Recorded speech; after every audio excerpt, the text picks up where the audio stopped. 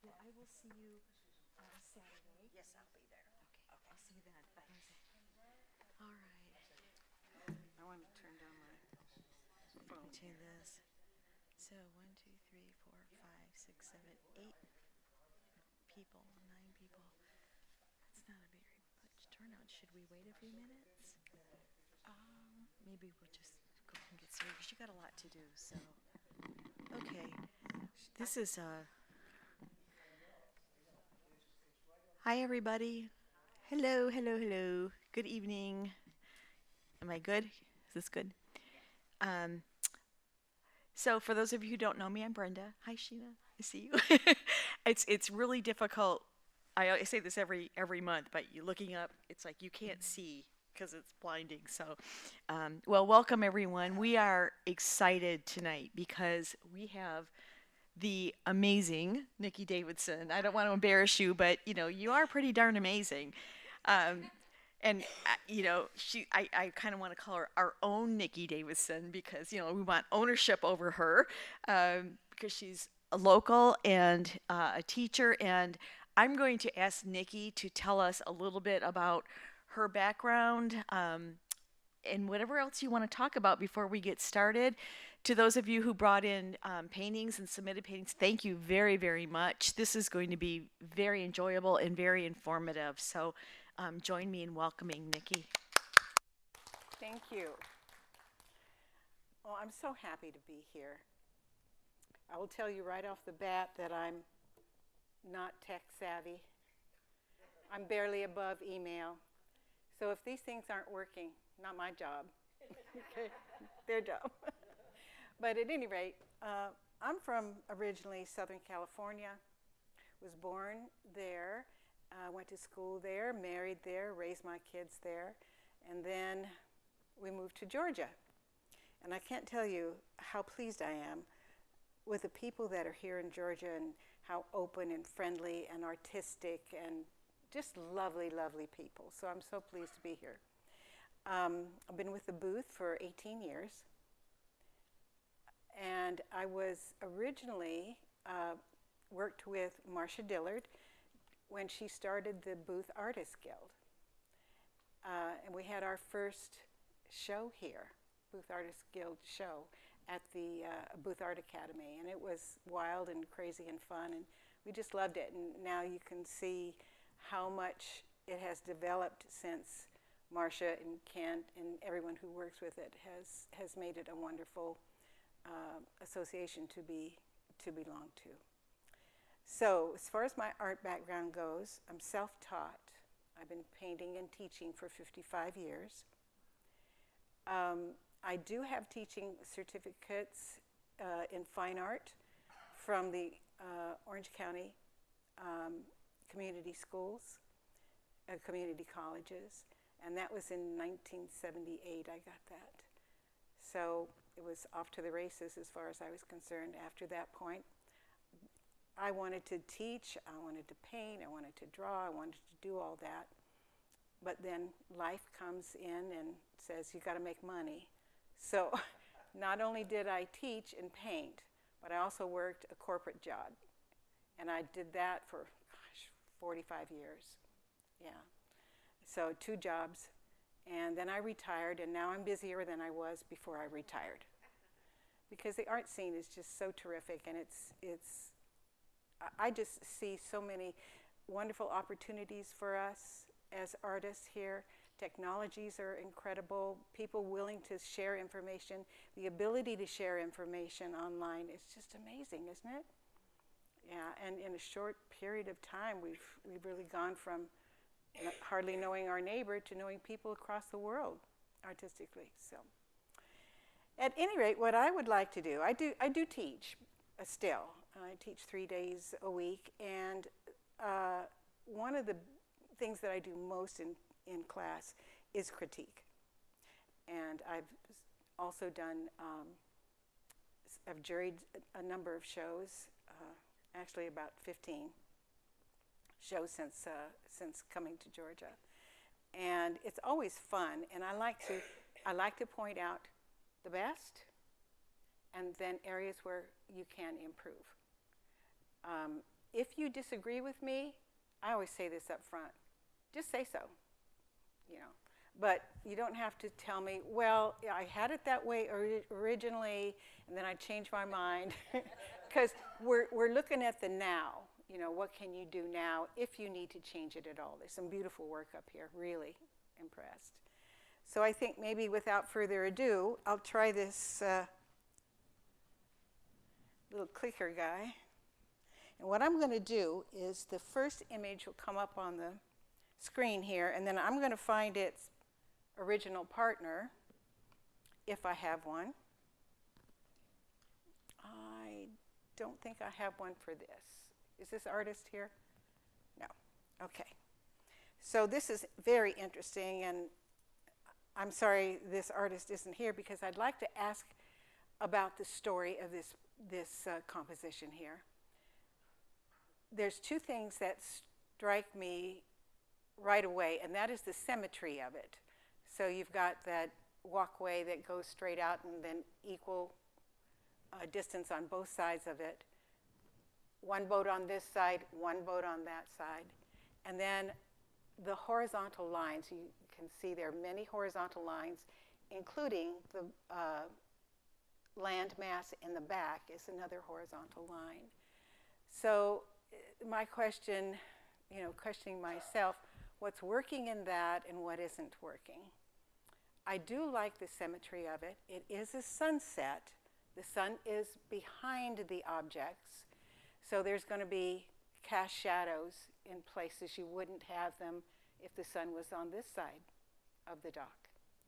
So that's why it's so dark. However, black, which I believe black was used here in this painting in a number of places, it really just grinds a hole in your composition. I'm sorry, I can't see a single one of you. Yes, I'm blinded. But if you can come up with a way to make a different black, you can use purples, you can use burnt sienna, ultramarine mixed together. Those colors will make a version of black that's not so harsh on the vision. The other thing that I noticed here is this little boat. I'm supposed to use this. There you go. So this little boat here, Sammy Yacht, it's also in silhouette because the sun is behind it. We can see that because of the rim light here. But this part, which is completely away from the sun, is as bright as anything. So I think to help this painting a little bit, if that color was toned down and keep it in a warm tone, so the warm comes forward, I think that would help that there. And then this little boat over here seems to be floating, I think, I'm not sure. The direction of the cast shadow, I think, checked that. Because if you look at the direction of this cast shadow, it's not going at the same angle as this one. And the sun is in relatively same position. So just try to keep those cast shadows, the angles of your cast shadows, going the similar directions. The way that the water was done here, the little sparkles in the water, wonderful, really believable. I see the movement, I see the ripple. That's lovely. This is a little heavy, I think, so perhaps a little bit of light coming through there. Overall, very nice sunset. I can imagine myself there with a glass of wine and some cheese. Yeah, that's very nice. Okay, all right. I think this is, should I say the name if I know the artist? Okay, so this is one of Brenda's. Yeah. Oop. Okay, thank you. Yeah, why don't you set it there? I think the light's better there. Can y'all see it? Okay, I'm going to stand over here. So we've got 3 images. I've got one on a TV screen over here, the original, and then this one. So color is completely different in all 3 of them. So I'm going to direct my comments to the original over here. Compositionally, excellent. So you've got small, medium, tall. If you look at the buildings and then the pot. And then you've got really small back in the background. So that helps when you've got a large object. Oops. There we go. When you've got a large object right next to a small one, that gives you depth automatically. That gives you distance. And then you do that again in the front, where oversized pots, compared to the other pots, that really gives it a lot of depth.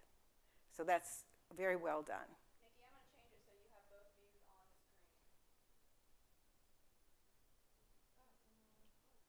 Is that worse or better? Not helpful. Yeah. Can everybody see the original? Yes. Okay, so we're good there. And feel free to move closer if you need it. So what I want to say about this is the composition. I just adore the composition. The use of warm and cool is very good. Now there's a number of ways that you can create depth in a painting or a drawing. Size is one, we just talked about that. And then color temperature, not color, but color temperature. Some colors are cool, some colors are warm. So if you take a look at this blue shadow over here on this house right there, and the blue sky and the cooler greens in the background, you see that cool has a tendency to recede. Warm has a tendency to come forward. So interestingly, these flowers are the hottest color in the composition, and they really come forward, not just because of size, but because of the temperature. Now, here's the weird thing. If you reversed it, if you put all the cool in the front and all the warm in the back, it still works. It still gives you depth. But we, psychologically, we think about warm coming close and about cool receding. So most of the things that we look at in nature, far away, are cooler, softer, grayer, less detailed. As they come forward, they get warmer, even if it's the same species of tree. As it comes forward, it's going to look a little bit warmer in daylight. Okay? Mm-hmm. Oh, yes. I want to talk about this too. This is very interesting. So was it Cherie? Jennifer, I'm sorry.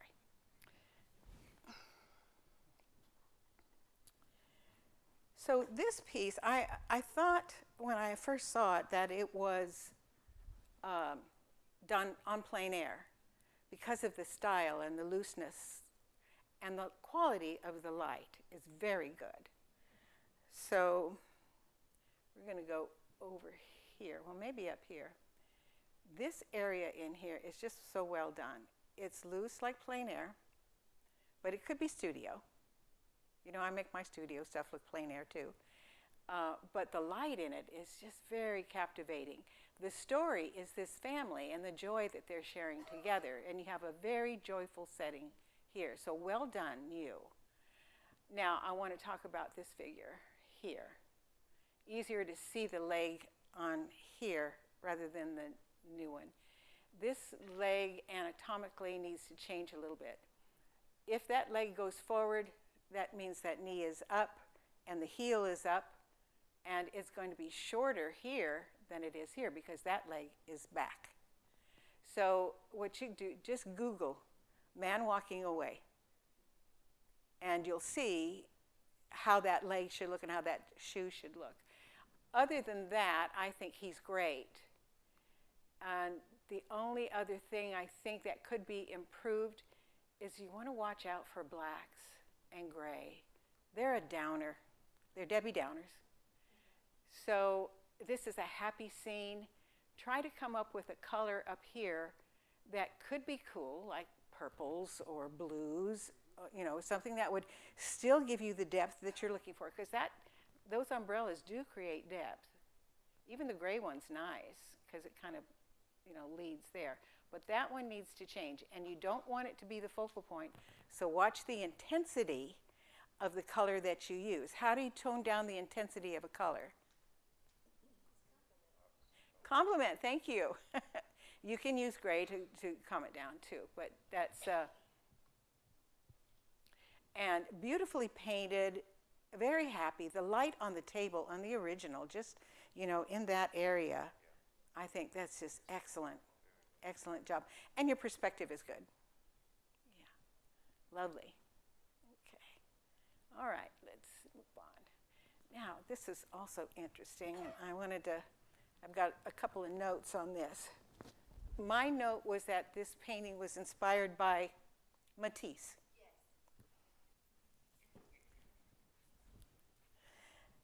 And let's get my notes here.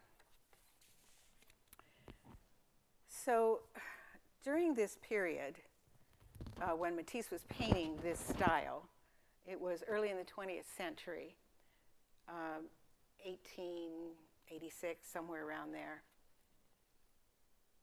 And the feeling, the thought at the time was to break with convention. Don't do the same old thing everybody else is doing. And so for a very short period of time, this style became very popular. I think the thing about it that is so different, if you notice the shapes, they're big, they're bold. They don't have a realistic shape, and that was the thing with Fauvism, I believe is what they call it. Fauvism. Fauvism, Fauvism, in that style, and that was just before Expressionism became popular. So what I see about this is that it's really stays true to the idea of the large form, the loose brush strokes. It doesn't have to be realistic, but there is a realistic edge to this one. To critique it is difficult because I by no means am a master, even though I knew Matisse intimately. We're the same age. So I can't really critique it as well as I should perhaps, but there are some things that are obvious to me.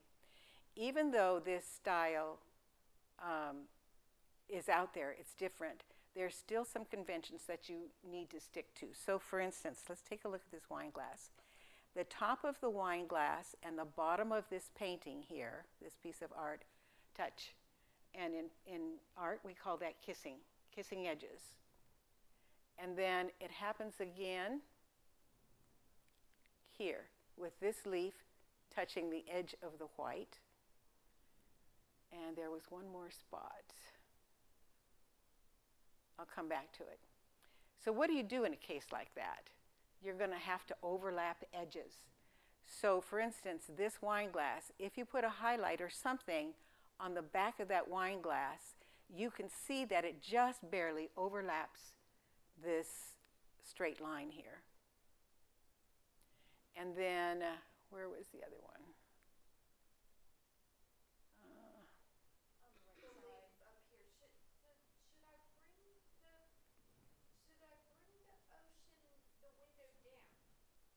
Well, here's what I think. This line here wraps around this flower.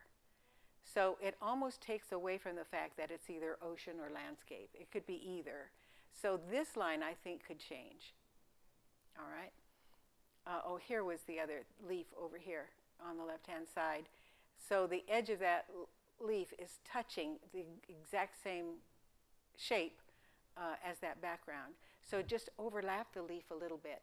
What will happen, you can imagine it right now, if we take that leaf and we overlap it here, you can see that it's going to come forward and the painting's going to go backwards. And I just want to caution any and all of you that when you start getting that close to an edge, you're going to have a problem. It's okay to crop something, but to barely have it touch the edge. Now think about framing this.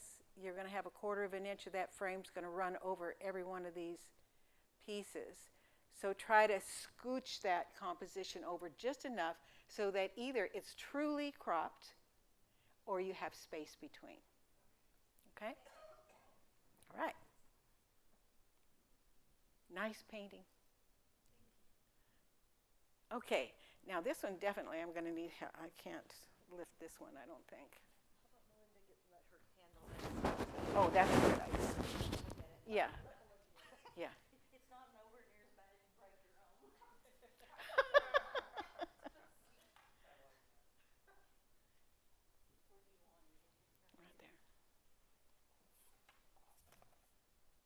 there. Are we stable? I think so. Okay. There's a tremendous difference between what's on the screen and what's in the painting, both in color and in value. So value to me is the most important thing in a composition. Value is more important than color, size, shape, story, focal point. You can get away with not such good color or temperature change or whatever, as long as your value structure is strong. But if, let's say for instance, you're really leaning on color and not so much on value, by value I mean the difference between light and dark. That's what makes something three-dimensional, is the difference between light and dark. It's what makes things dramatic and interesting to look at. So this painting has, whoops, sorry. I'll get back to that in a minute. I told you, not me, them. Okay, so we've got some very strong darks in here. Very strong dark in here. A little bit darks in here and in here. So overall, if I had to say this painting has more dark value than middle value versus light value, would that be correct?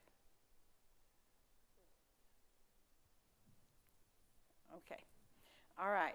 So then we're talking about middle value. Middle value is going to be down here in the color of the water and up in that sky, in that sun. It's a hot color, and you might think of it as light color. It's not. The value of it, if you took a photo of this in black and white, you would see that it's the same value as a lot of the value in the water. So we have mostly dark, some middle, and an eensy-beensy bit of light, and that's what you want. That is the best combination for value structure in a painting. Not that eensy-beensy has to be white or light. It could be the black one, as long as in those three values, you've got mostly one of those values, like mostly middle, and then you've got some dark and a little bit of light. Or just mix those three up any way you want, as long as you've got that mixture of mostly, some, little bit. Write that down if you don't write down anything else. Mostly, some, little bit. And whenever I look at a piece, whether it's a photograph I'm going to work on or doing from life, I try to figure out where's the dark and how much is there? Where's the light and how much is there? So going back to this painting, you have a darn good split here. You've got mostly dark, some medium, and a little bit of light. So that works out well. And it's a fun image anyway. Wouldn't we all love to just see that? Okay.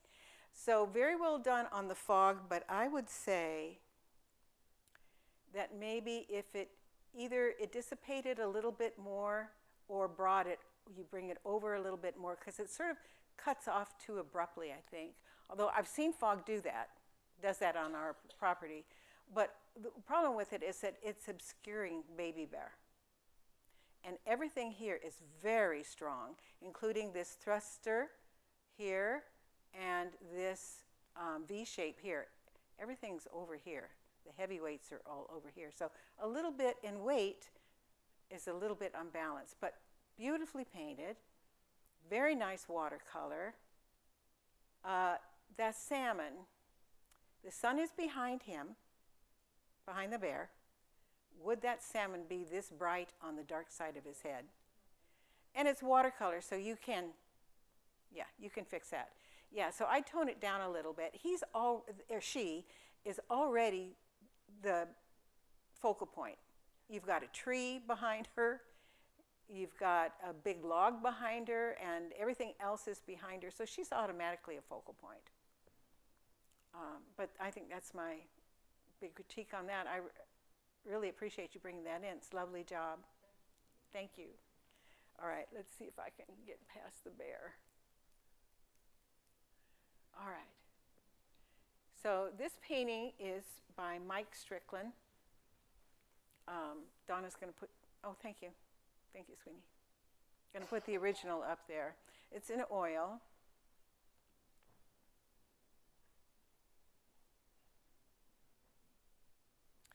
So we're going to be looking at both the original and the screen image up here. So let's see, value-wise, this is mostly what value?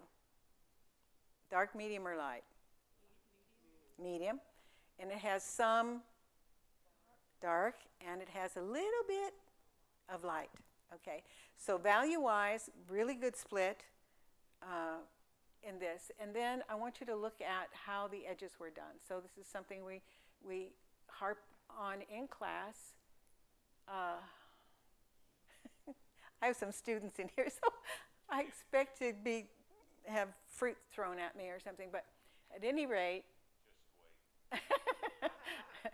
Look at these edges, how soft they are. And what that does is it helps move this portrait into the background realistically. Because if you're standing in front of that person and just looking at the edge of his face with just your eye, you're not going to see a sharp edge. There's no sharp, razor sharp edges in a human form. But we still have to, it's a big portrait. So it's right out there in front of us. It's not like anything else is going on. So how do we get depth in something that's right in your face? Well, I want you to look at how the ear is painted so differently than these other edges. And it really helps that ear come forward. I don't know if you can see it in here better than you can see it in here, but the edges are a little bit sharper. It's lighter, it's brighter, and that's the close sight of his head. So we want that to come forward. So well done, Mike. All right. And if anybody has any questions, I don't know if we have time for questions in between, but maybe after. Yeah, okay. All right, let's move on. I forget the name of this one, but it's sweet. Yeah, it's a good memory. And he just is loving that ice cream pop. And he's got it all over his face. Isn't that perfect? Okay, so a couple of things on this. One of the things I say it a million times, you've got to have soft edges. Oh, daggum, I keep doing that. You've got to have soft edges in order to get your subject to disappear into the background, especially, at the back of something. So like this back edge of this sleeve, it could be a little bit softer because we want it to go behind the head, appear as if it's going behind the head. In the original, it kind of does that, I think, because the value structure is stronger here on this side and not so strong there. So it does kind of do that. And I would say that fist is a little bit too big. I know it comes forward, so it's foreshortened. It's going to be a little bit bigger, but I think size-wise, maybe a little too big. Shoulders are far apart, so you are going to see a bigger shoulder and a bigger part of the shirt here than you would here. But always check that. With painting, measure twice, paint once. I love his eyes, and I love the look. Like, this is mine, and you can't have it. It's very nice, very well done. A little hard, I'd say, on the eye edges. So a little bit hard here. You can soften the edge of the pupils. That's such a big deal I'm a portrait artist, and if you sharpen that outer edge of that pupil, it just makes it a fisheye. Soften it just slightly. So while it's wet and the sclera, or the white part of the eye, is wet, just take a small little brush and run the two edges together. It'll soften beautifully and be perfect. And you can do it with pencil too. Okay. How are we doing on time? Okay. This is a watercolor. Beautiful. Oof. Yes. Thanks. We'll get this one over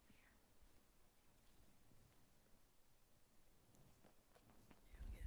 Thank you.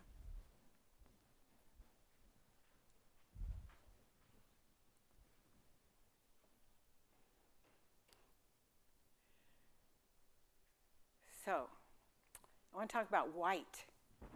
This is a beautiful painting. It's in the snow, and it's also a misty morning besides that. The color is perfect because it's winter. These are winter colors. What I love about it is that it's so cool. All the colors in here are really on the cool side of the spectrum, except here, and that little spot there. So looking at this piece, let me ask you again, I'm going to drive this home if nothing else. This is mostly what value?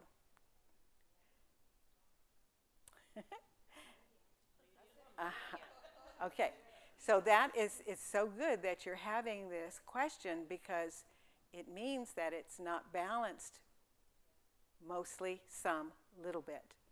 So when you look at it, the strongest pieces, always the strongest pieces, are the darks. So that tree and maybe a little bit of that one top here. So they're little parts of it that are dark. So what you can do is you can take some middle dark, medium dark, medium dark, medium dark, and add that and put that all in one cup. And it's going to measure up something. Then take all of the whites and the middle value, medium light value, and put it in this imaginary measuring cup. Which of those two values doing that is heavier or more substantial? Or fills the cup more, dark or medium? I think so too. So that would just be a key to me. Looking at this, that would just be a key to me that I need to pump up something or tone down something. If I don't have that, mostly some, little bit. Okay, but technique is exquisite. And the light up in the sky, that's a little bit. It's beautiful, and the smaller version is even prettier than the bigger version. Beautiful. Okay. Next. And is this Miss Pennick's piece? Nope. I don't have the original? Okay. Wow. Oh, it is. It is. You're right. Yeah. I hadn't seen it before, so I didn't recognize it. Okay. The texture on the trees. Excellent. You can do a lot of leaves without painting every little single leaf. You can do that too if you want to, but this has a very plein air feeling to it. It's got a lot of movement in the trees. The only thing I would say about this is that the two green trees are identical in color and almost identical in value. So here's a place where you could come and warm something up. That one would come forward a little bit, and then you could come back in here possibly with a little cooler shadow, and that would tend to push that one back a little bit more. But technique, I think, is beautiful. Composition, I find it hard to find my focal point. It's all close, you know. There's not one spot I go to. If any place, it would be in here. Where the lightest light and the darkest dark meet is generally an automatic focal point. Yeah, so, and we haven't talked about that. Let's do that real quick. The focal point can be there are a number of ways to make that happen. It can be size. So the largest size next to the smallest size is a focal point. The lightest light next to the darkest dark is an automatic focal point. I don't care what else is in there. Your eye's going to go right there. And then temperature, so you've got the warmest color next to the coolest color. That's going to create a focal point. And then the biggest one is, do you have something living in the picture? Because we relate to ourselves. We relate to those things that are living.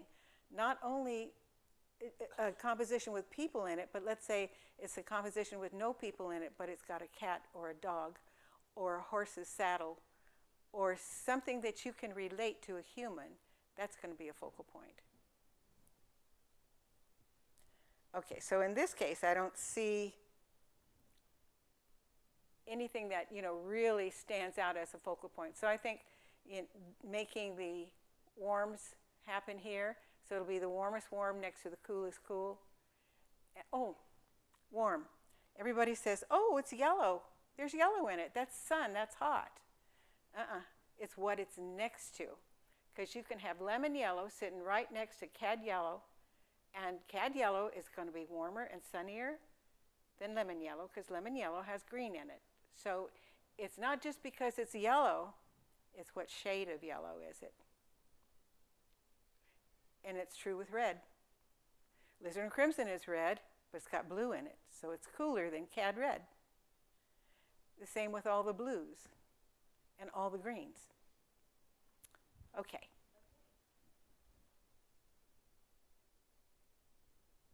Ooh, love this. Okay. I'm going to sit down here for a second.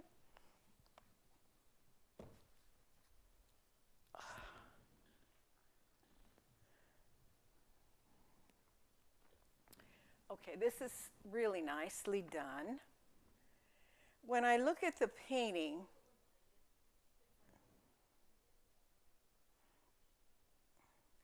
I really like having the original image next to the work, the artwork.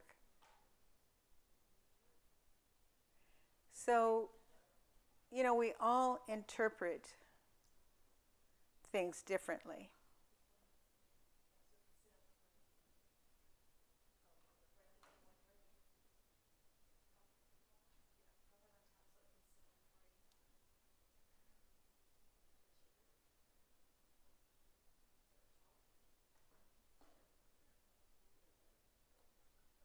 Nice. Okay, so what you see over here on the far left, it's a little too soft. This image is too soft. So if you're going to send this into a competition, you want to be aware of that because there's a critical point here where the two touch, and that's his chin on her face. It needs to be a little bit more clear. You can see very clearly the shape here of that chin and this cheek. They're quite separate, and here we go. And why is this important? It's the darkest dark next to the lightest light. That's your automatic focal point right there. So if you're going to get it right, you want to really get it right there. Now when I look at the painting is beautifully done. And there is more detail in this chin. Is this the one that wasn't finished? No. Okay. So here, this area right here, right there, too soft, not identified enough. So I would work on that area specifically. The rest of it, beautifully done down on the bottom. It's believable. The eyeliner on these cats, on any cat or dog, their lid is dark, almost always dark. That's for hunting purposes, so they don't have any glare in their eye when they're chasing their prey. You've got to watch it. It can get a little bit overwhelming. We don't want Maybelline. We want it to be a little bit more natural. So if you look at the photograph here, you'll see that the top layer, the dark, is thicker than the one on the bottom. And that will help make it just that much more realistic. And it's beautiful. It's a beautiful painting. Yeah, love it. That photo is killer good. Yeah. Okay. And I paint a lot of wildlife, so I'm crazy about wildlife. I call my cat wildlife. Yes. Okay, so I think this is Brenda's too. So,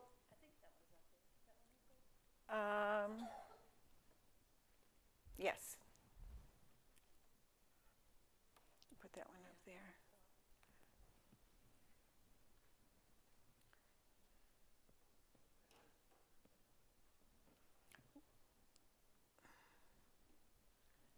So, this is very wonderful, very, very plein air looking. There's more structure in this one than in this one. So I'm going to ask you my same old question. Value structure, mostly what? Medium. I agree. And some?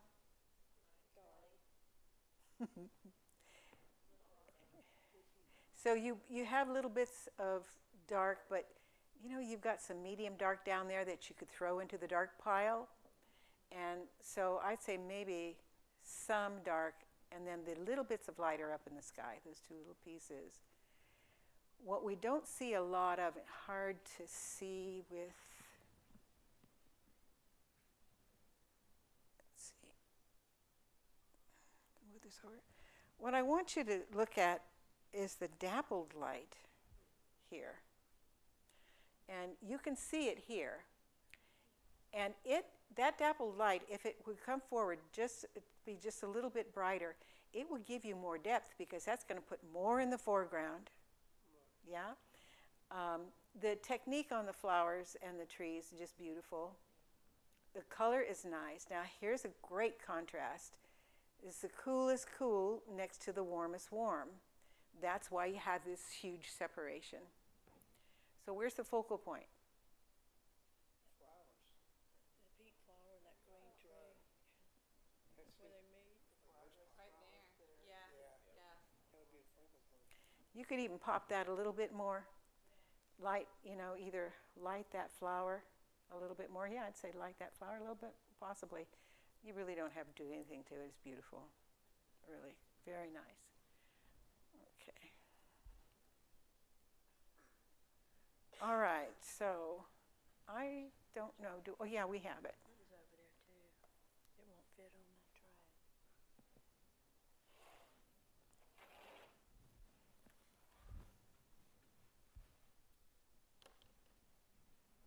Okay, so looking at this image, I do this when I type also. I have big fingers. So looking at this image, I want you to check out the value here versus the original. Is the value different, or is it the color that's different?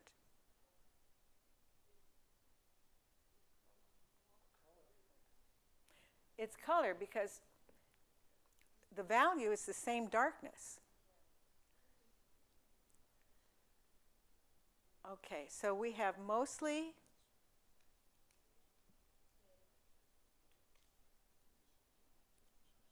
I'm not hearing a lot, not sure. Okay, so let's just take the biggest chunk. Half of this painting is that light or middle? It is middle. So we have that middle, and then we have all the other little middles around it. So that, I would say, is mostly medium. And then you have some dark. Well, no, you have some light and an eensy-beensy bit of dark. Has a lot of depth in it. Watch your value structure here versus there. So this edge, in this view, this edge actually stands out quite well against that little piece right there, because this is that lighter yellow. Not so much in the painting. So what I'm noticing and realizing right now is that this was before I adjusted the painting. I realized this is an older Version. Yeah, No, that's okay. At the shadow, the angled shadow on the picture, Mm-hmm. and I see, yeah, that's is before I changed it. Yeah. Sorry about that. No, that's all right, because see how in this area sort of things sort of meld together because the values are all so close together. But here, you know, really good separation of value. It doesn't matter what the color is, it's the value. Okay. We're going to skip this one for now. And is that it? We done them all?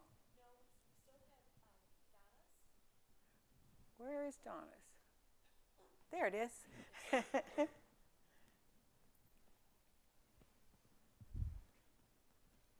get this one.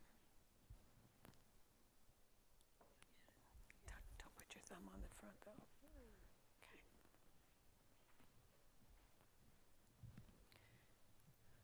Okay. So this is one of our characters that we see at the booth Westfest every year. He loves to dress up in Western regalia, and a very nice gentleman. I painted him as well. So, Donna, it's hard to see in the original. Dadgummit. I know you all think I'm not tech savvy. It's not me. It's them.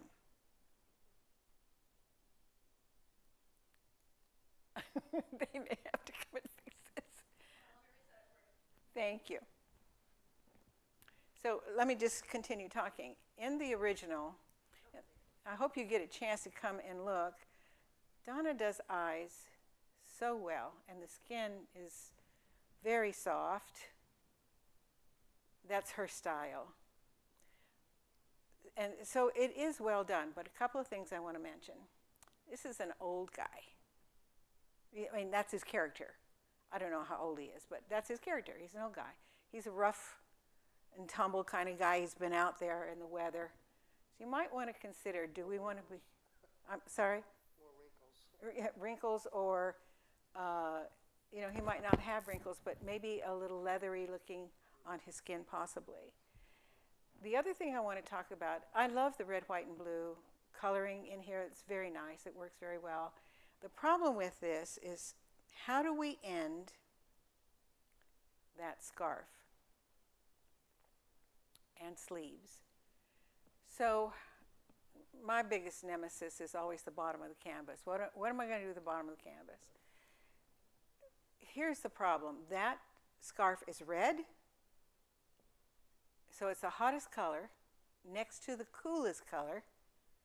So there's an automatic focal point is on the scarf, not the face, right? Okay, and the other thing is the color and the value of the scarf are the same all the way down. So what happens is you do scooch up this shoulder and you hit the face, but then you go right down. So what I would maybe have you think about doing is softening the edge of the sleeves and soften the bottom of the scarf so that it just at the bottom it just fades away. It's funny because that image, it does that. It does, yeah. Did you do that? No, No. Because it's working up there. weren't me. I'm not tech savvy. What about more shadow for depth in your scarf too? Well, here's the thing. When you're doing portraits, you've got to be super aware of where the light source is coming from. Because in this case, the light source is almost straight on. Hate that. Because it washes all the cast shadows away. Like this beautiful hat that you're wearing creates this really lovely band of shadow across your eyes, and very interesting. So a little bit more light on the top of the scarf? On one side, I would say, because when I look at his cheek, there's a little bit more light here than there is on that side. So yeah, I would say you could have a little bit more light. But then, is that going to draw more attention to that scarf? Yeah, that's true. Yeah. So how would we tone down I don't want you to repaint this, I'm not saying that, but this, generally speaking, this is red. How would you tone down the intensity of that red scarf? Use its complement. So you add a little bit of green to that red and it tones it down a little bit. Okay. And then watch, if he's sitting for you, Make him fix that hat so it causes that shadow across his eyes. Okay?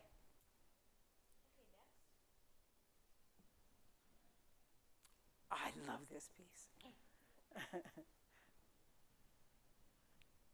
You want me to get that one? No? Okay.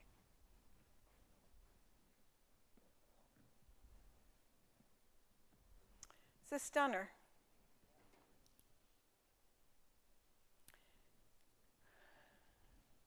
It looks very plein air on the big screen. Lovely, lovely. On the smaller piece, you see a little bit more definition than you do up here, but they're both beautiful.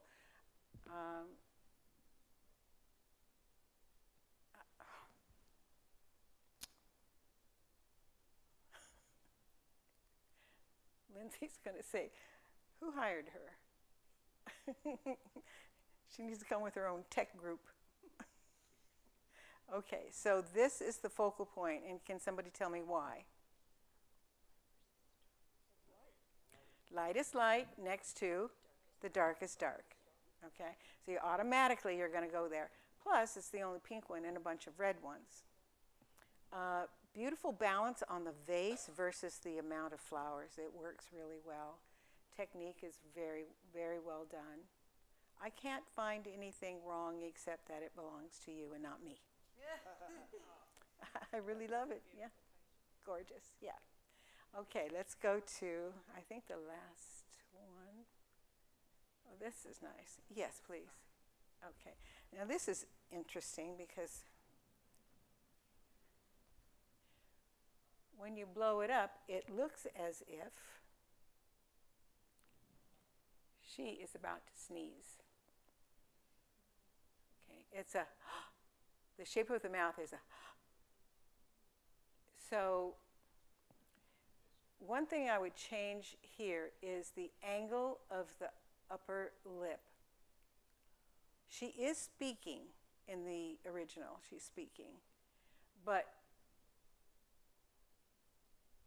if you could just change the curve of that upper lip a little bit and have it come up the other way.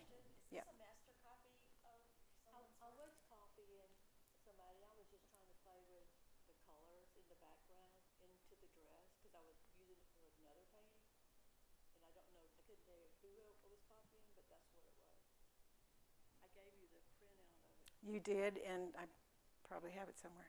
because I did it really quick because I was just playing with the color.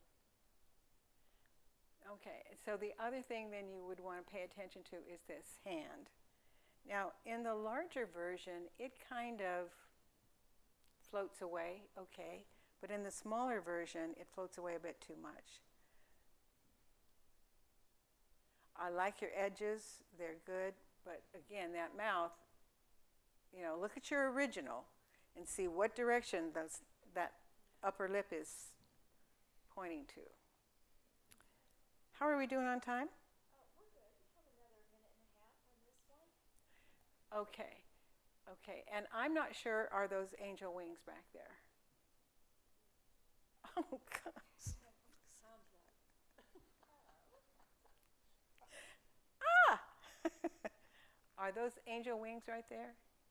I don't remember what it was. I just love the color of it. It is, it's beautiful, it's very soft, very, very soft. I think, yeah.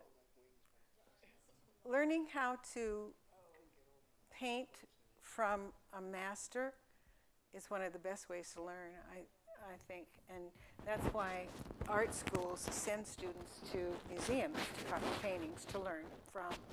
And I know that Donna's been working on getting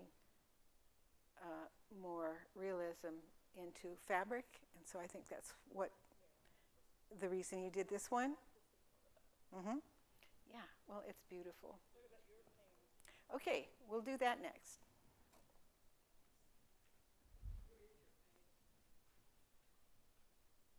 Oh, here's a good thing. My painting, I'll get my painting. Mostly some little bit.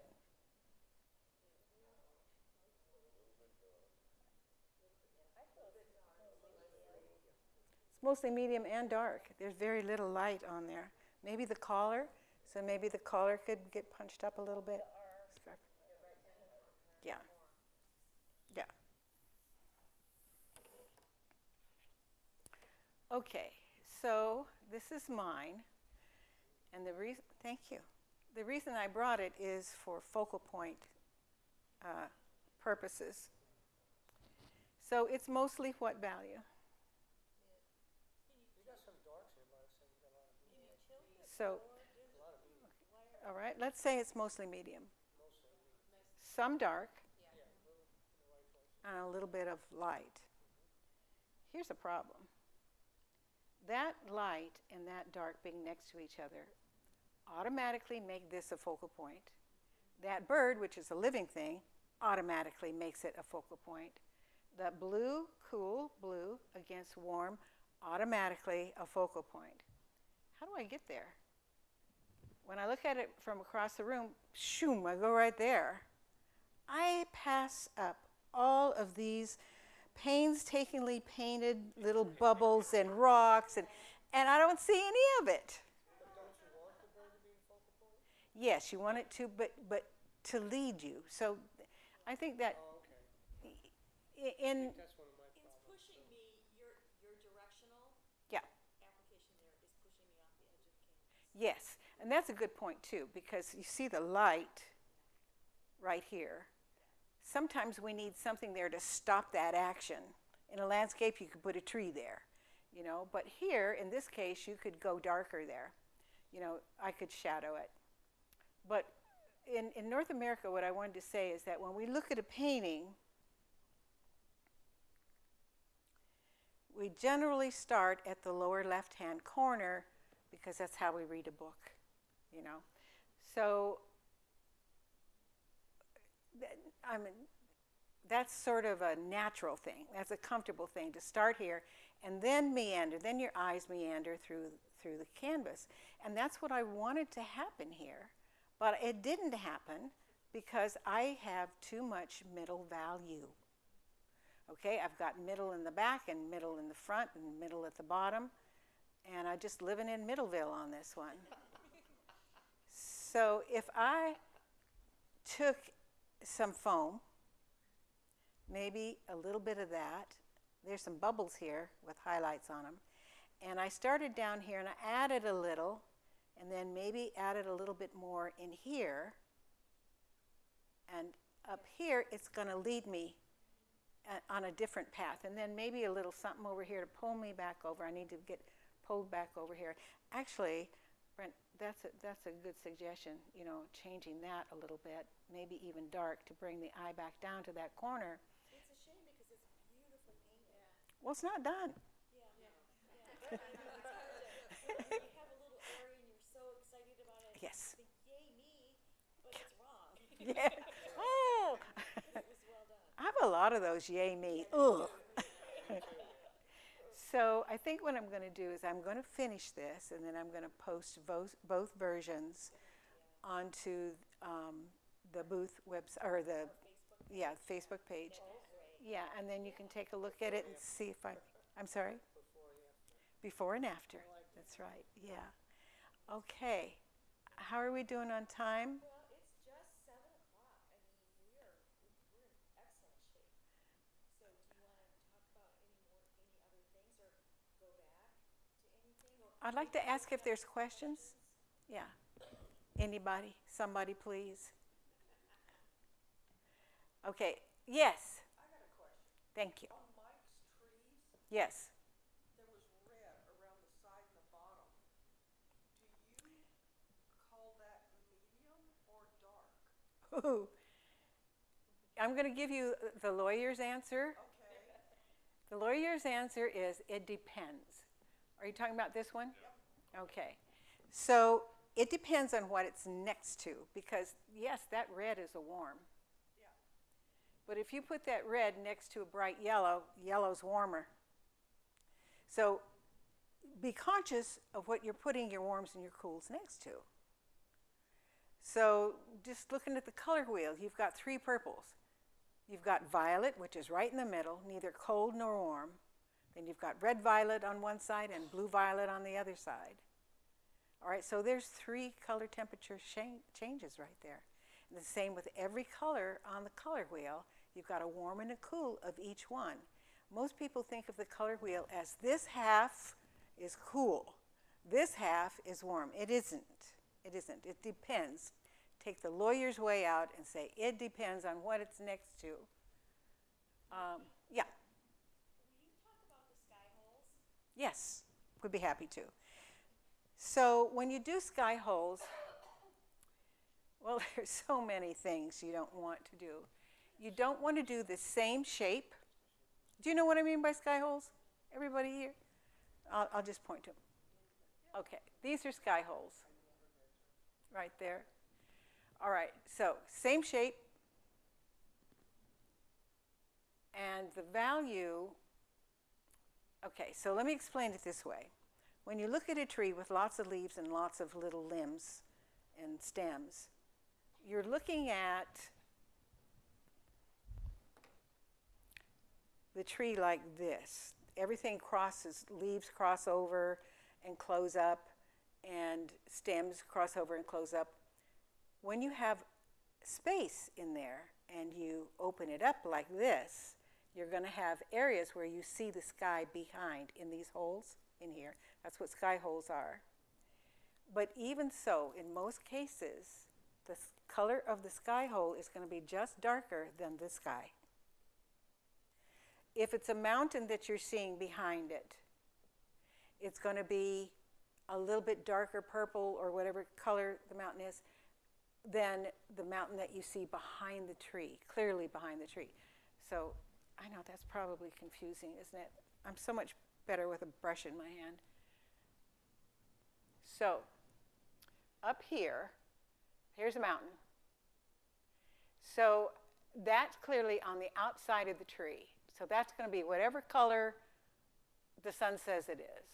If you see a sky hole inside the tree of that mountain, as if you're looking through the tree, that's going to be darker, not lighter. And this over here may be a little bit too dark. It stands out by itself. Now, repetition, pattern, watch it, same. And I say that, I can't tell you how many times in class I say that. They've done a beautiful job. I mean, the edges are gorgeous, the brushstrokes are gorgeous, and they're the same. They're the same color, the same value, the same distance apart, the same shape. So you've got to be more random, especially in nature. Here's another thing. Photographs lie. Yeah, they do. So the darks in photographs are darker than you would see with your eye, and the lights are lighter than you would see with your eye.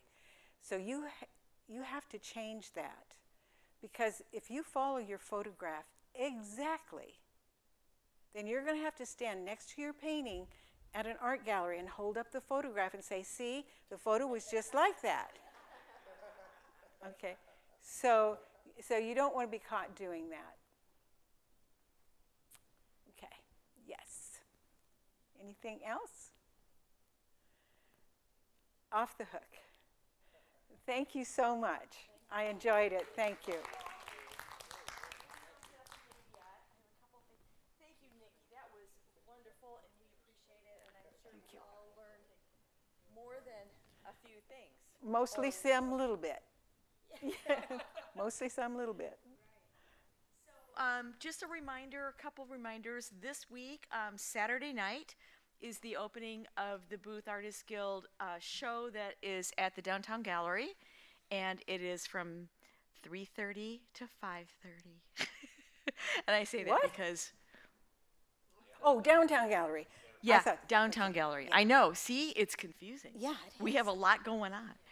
So yeah, so that was, we have an adjustment in the time, 3:30 to 5:30, and that's to accommodate the opening of the exhibit that's happening here in the museum at 6 p.m. So you can do both and just take a few steps and come on over here after the Downtown Gallery opening.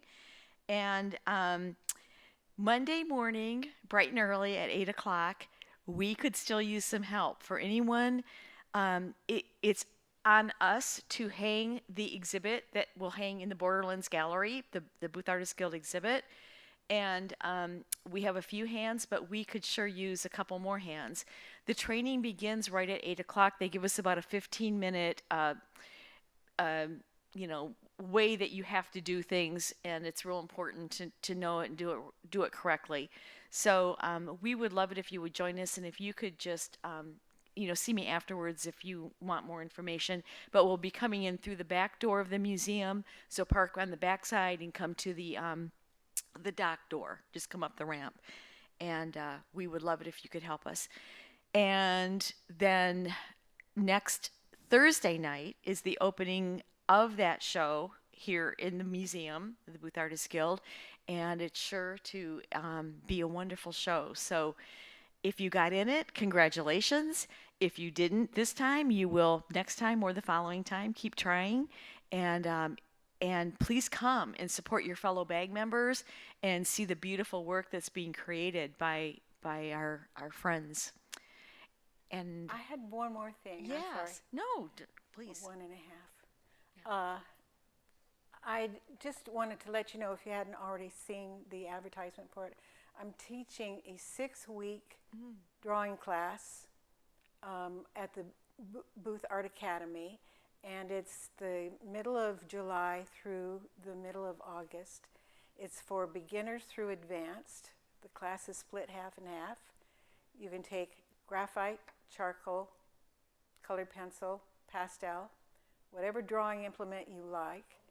And if you're beginners, it's a great class for beginners. I teach drawing from the right side of the brain.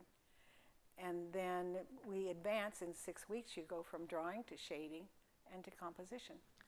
So that's in July and August. And then in October, I'm teaching a still life painting class in oils. So if you know anyone who's interested, please look up Kent.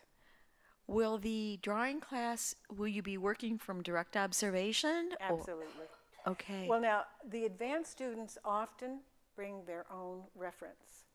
But the beginners, yeah, we work from life to begin with. Okay, great. Yes. The drawing class is what, 1 day a week for 6 Yes. weeks? Yes. And what day is that? Tuesdays. Yes, on Tuesdays for 6 weeks, yeah. What time? It's from 10 to 2. Just so people know. Thank you. Thank you.